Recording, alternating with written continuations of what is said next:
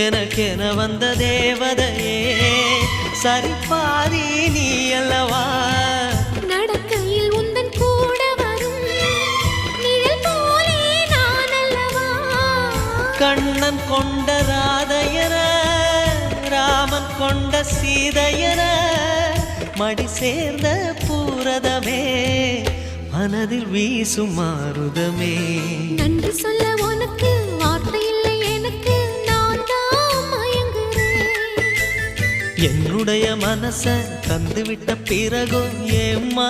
கலங்குற